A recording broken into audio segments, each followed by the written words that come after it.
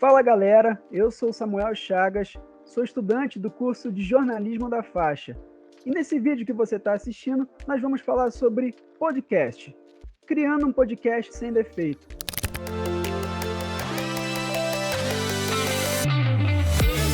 Bom, galera, eu sou o Leandro Lacerda, professor das Faculdades Integradas Hélio Alonso e estarei aqui junto com o Samuel Chagas nesse nosso podcast. Fala aí, Samuel, beleza? Fala, Leandro, tranquilo? Beleza. Bom, começando a falar sobre pauta, porque é uma grande preocupação que se tem na hora de se produzir um podcast.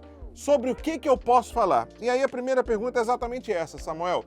Como é que a gente escolhe, de repente, um tema bacana para poder falar em um podcast? Principalmente no curso de jornalismo, né? Nós temos ali alguns critérios que nos ajudam a entender o que as pessoas querem ouvir, sobre o que elas querem escutar. Numa sociedade como a nossa, onde a gente tem aí o avanço das redes sociais, as plataformas digitais, acho que nunca antes assim as pessoas quiseram tanto saber sobre tanta coisa, né? Tem até um pensador grande, Felipe Pena, né, das teorias e fundamentos de jornalismo, que ele fala muito sobre isso, sobre o conceito de ubiquidade, essa necessidade que o ser humano tem de querer saber sobre tudo a todo momento, toda hora, né? Sobre qualquer lugar e de qualquer lugar também. Falando mais sobre construção de pauta, eu acredito muito na ideia de valor notícia, né? Aquilo que pode agregar valor na vida de alguém, né? Então, por exemplo, hoje se fala muito em política, por exemplo, movimentos sociais, né? Quando a gente vai, por exemplo, para o cinema, a gente se fala muito sobre representatividade, né? Eu acredito que as pautas, elas caminham mais por esses critérios, né? O critério do valor notícia. Eu acho que é o primeiro grande critério para a gente poder avaliar se a gente vai ter uma boa pauta ou não, né? Se aquilo agrega valor na sociedade ou não.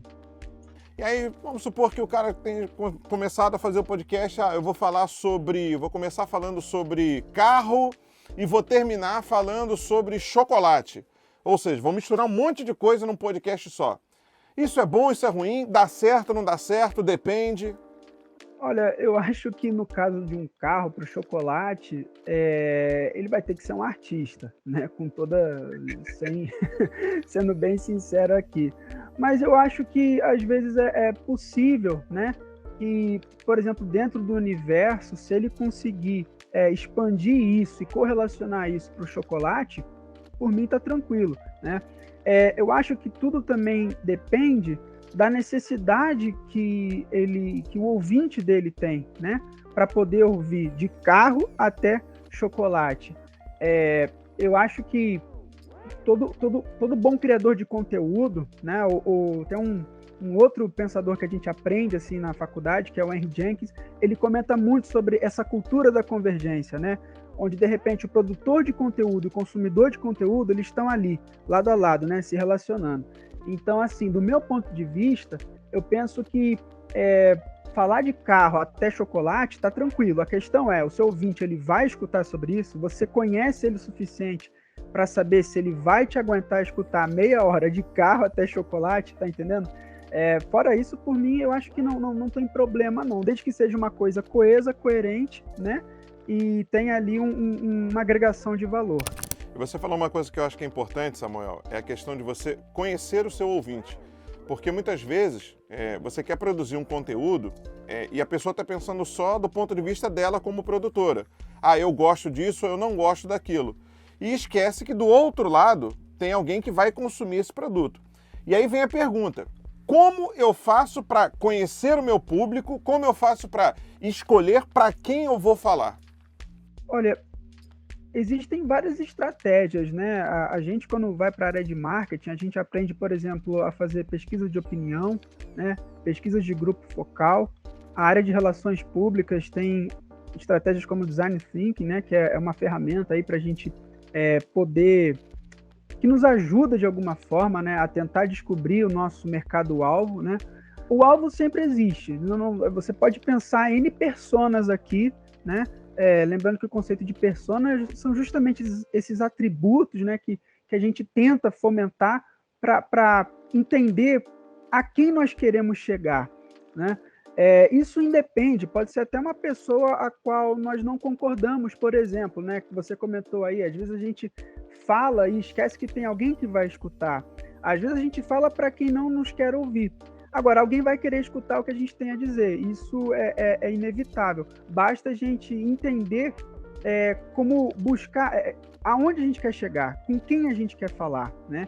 E aí você tem essas ferramentas, né, que eu acabei de citar. Você tem pesquisa de opinião, você tem pesquisa de grupo focal, né? A gente que é aluno aí da faixa, a gente aprende todas essas ferramentas para a gente poder chegar no nosso mercado consumidor, né? Como o marketing chama, né? Target, né? Que é o mercado-alvo, né?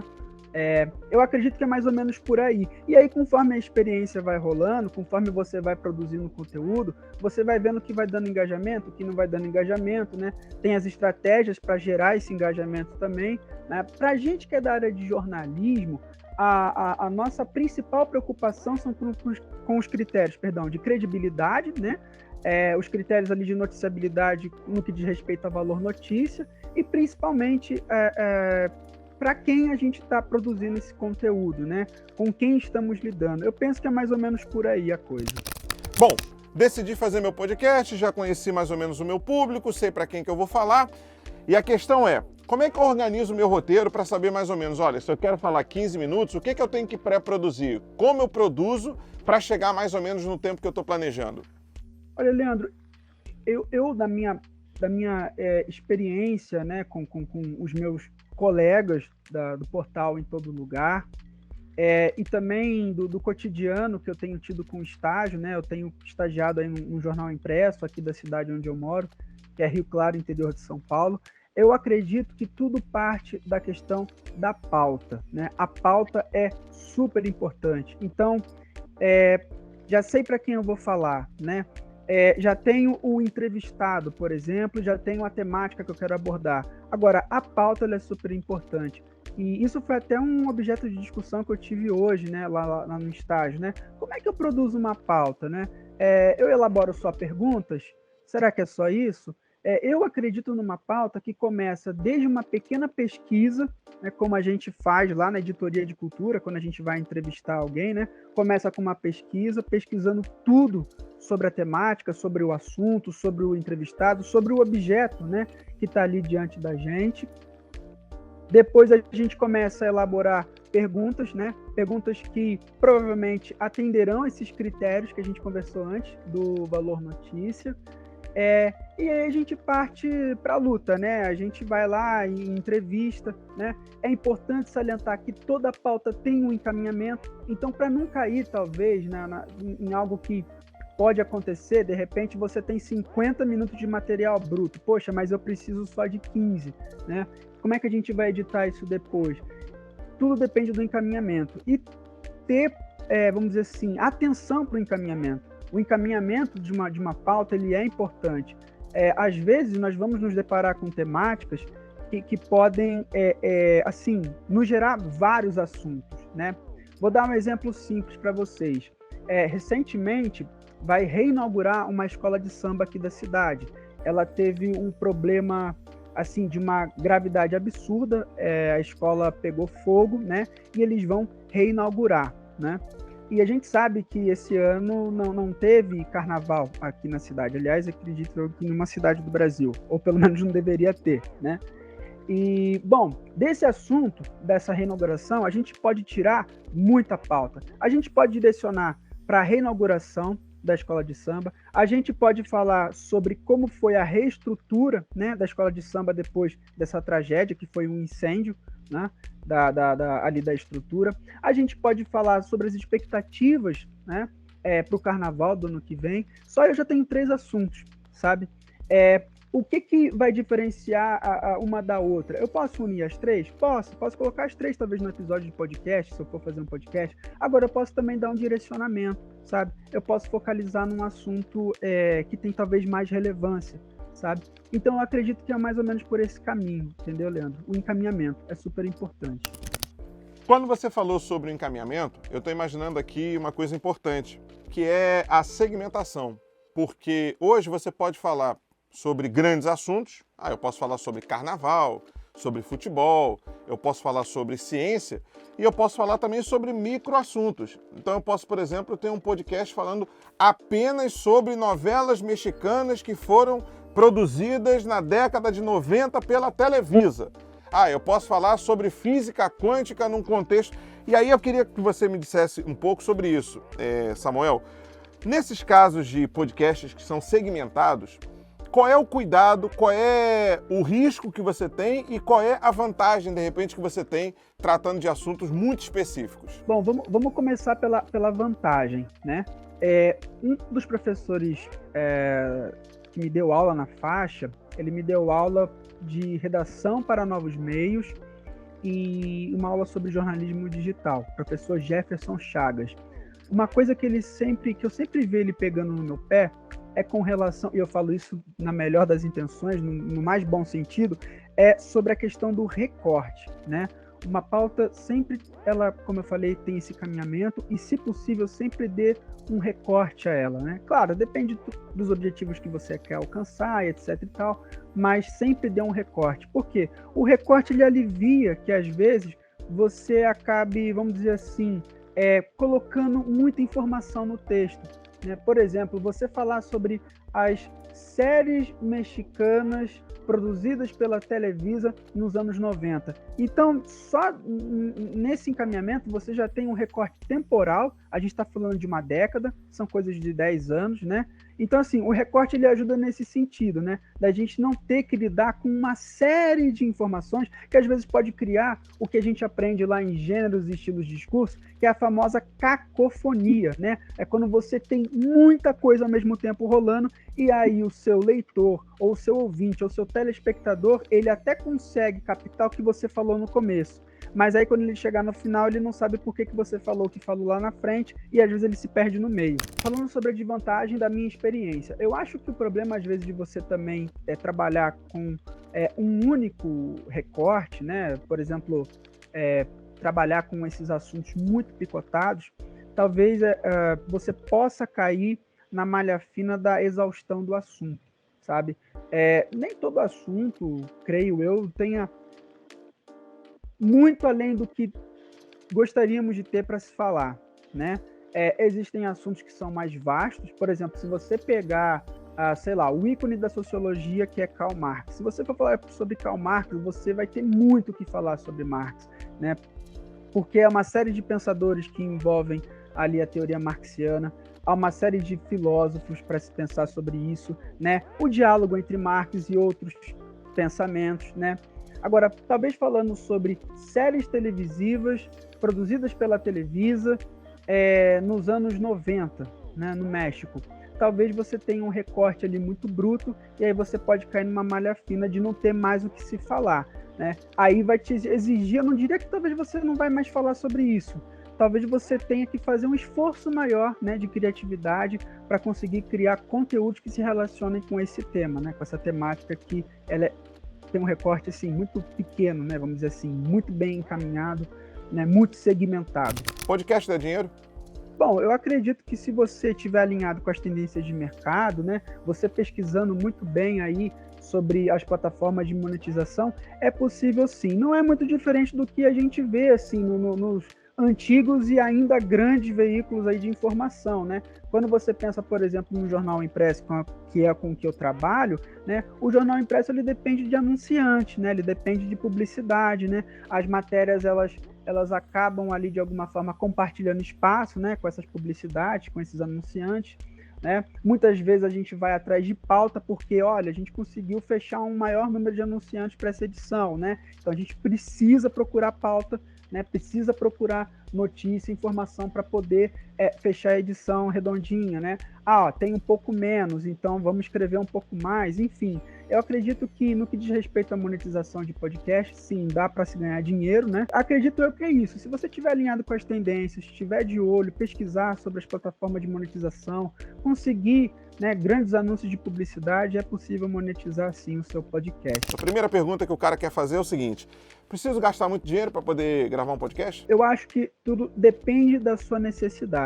O que nós temos hoje por exemplo, você tem hoje softwares, né, que são gratuitos na internet, e que podem ser baixados, você não tem que pagar licença, você não são até programas muito simples, muito singelos, né, para se fazer pequenas edições, né, de áudio, perdão, no caso.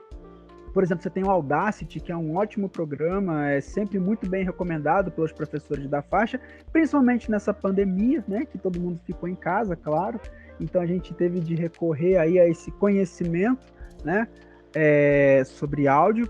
Agora, como eu falei, tudo depende da sua necessidade. Por exemplo, eu adoro o Audacity para fazer corte, sabe? Eu acho que ele me ajuda, porque existem alguns cortes, para quem não sabe, gente, eu faço parte do time de criação do portal Em Todo Lugar, e lá nós recebemos as demandas, né? Nós recebemos o material bruto e a gente edita. Muitas vezes conforme a nossa escolha, muitas vezes conforme um roteiro de corte, né? Que as pessoas ali que fazem os programas, né? Os entrevistadores, né? Já mandam para a gente. Bom, a questão é que, para mim, o Audacity ele é excelente para corte. Ele é muito bom, assim, ele tem uma precisão ali de tempo que eu particularmente gosto, né? Agora, quando a gente vai falar, por exemplo, de mixagem, né?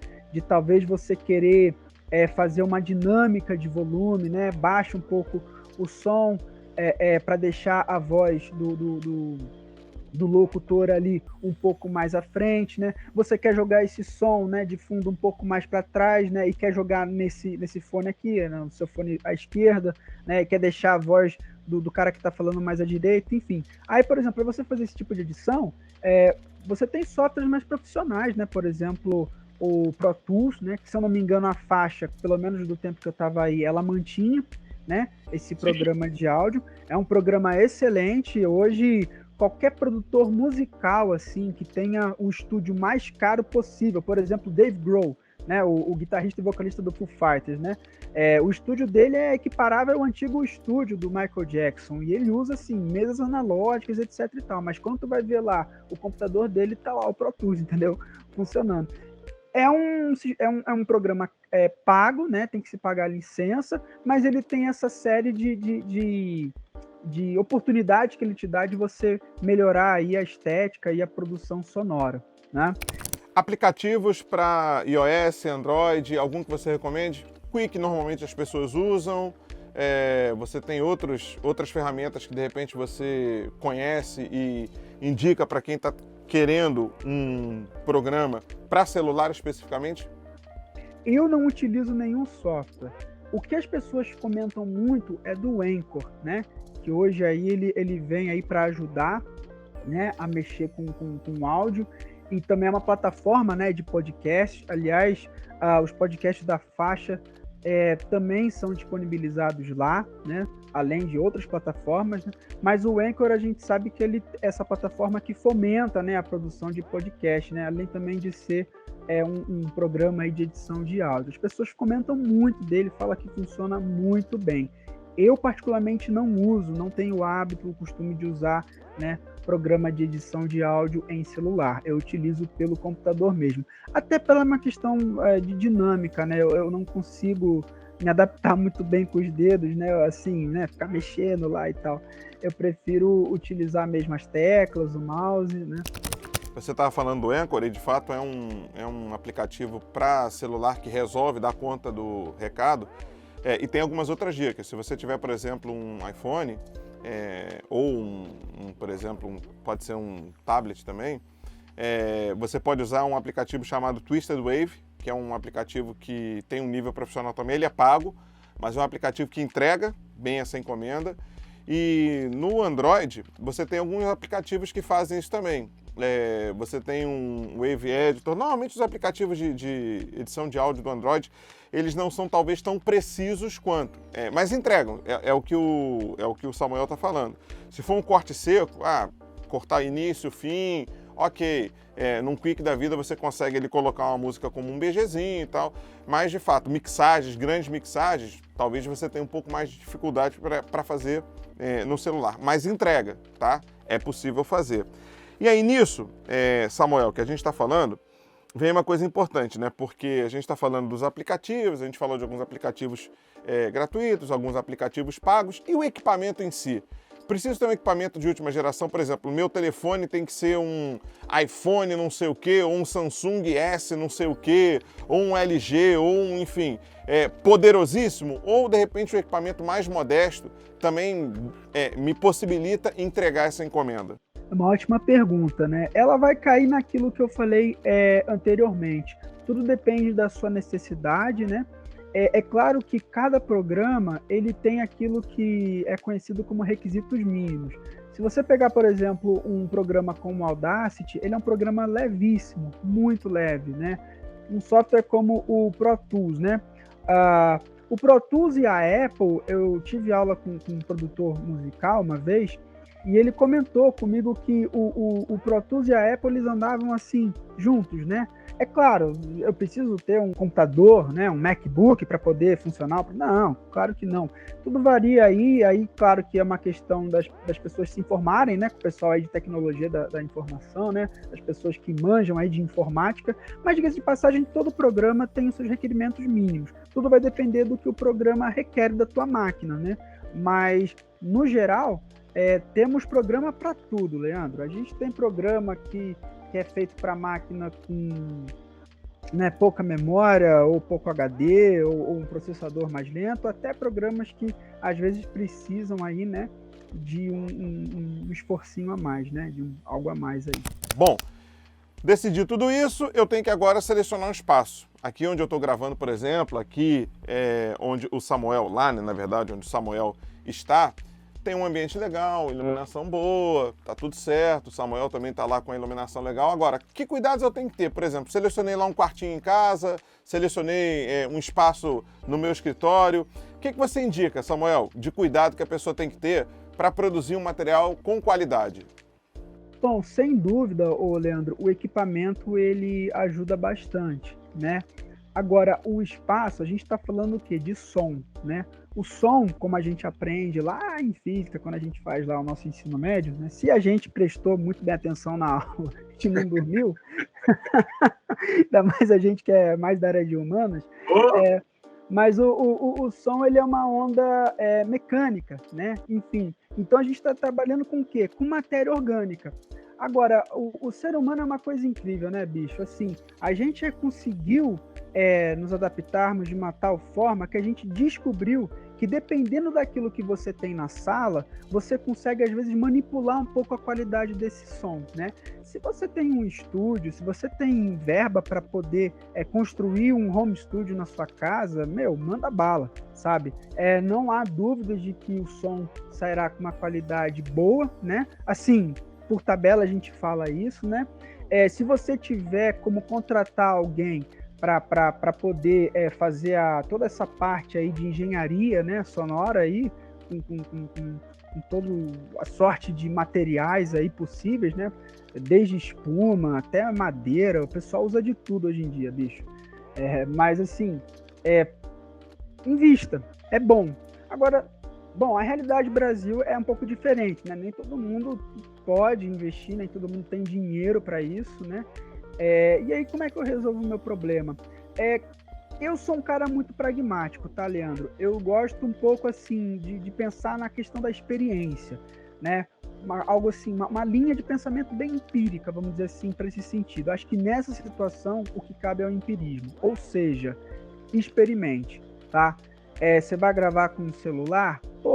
Então tenta gravar antes, sabe? Contigo mesmo ali, né? Coloca o celular lá gravando, vê as posições, né, que ele vai ficar ali na mesa, né? E faça, por exemplo, deslocamentos para ver se o microfone funciona bem, né? Se às vezes a pessoa não está muito distante, se você não está distante. Tente experimentar os limites do espaço, sabe? Ver o que fica bom. Se uma voz mais aguda, mais média, mais grave, né? Se sai de uma forma decente, coerente ali no áudio, porque no fim a questão é o áudio, né? Certas coisas, como por exemplo, tá sobrando muito grave, né? Tá sobrando muito agudo. Se você tem uma noção aí de áudio, né? Você depois consegue tirar isso aí nos softwares, né? Você consegue fazer a mixagem. Agora, se você está trabalhando sem muito esses atributos, né? Eu acho que é legal testar. A testagem é a melhor forma da gente ver assim, se a coisa vai dar certo ou não. E aí, até completando o que o Samuel explicou, se você for gravar em casa, num ambiente fechado, né? Em casa que eu digo num ambiente fechado, você tem que ter um cuidado. Se você for gravar num ambiente externo, é outro completamente diferente. Então, às vezes, a pessoa vai gravar ali na beira da praia, o cenário é lindo, mas você tem que levar em consideração que se você tiver num dia de vento, vai ficar aquele barulho de vento e você, às vezes, não consegue resolver esse problema do barulho de vento. Ou, às vezes, a pessoa acha que, vou gravar num ambiente totalmente fechado porque ele é silencioso, mas é um ambiente que tem eco demais. Banheiro é danado para fazer isso. Aí tem um macetinho para você. Abre um dedinho a janela. Dedinho que eu digo é dedinho mesmo. Abre só um pouquinho a janela. Ou a porta. Por quê? Já tira um pouco desse efeito do eco.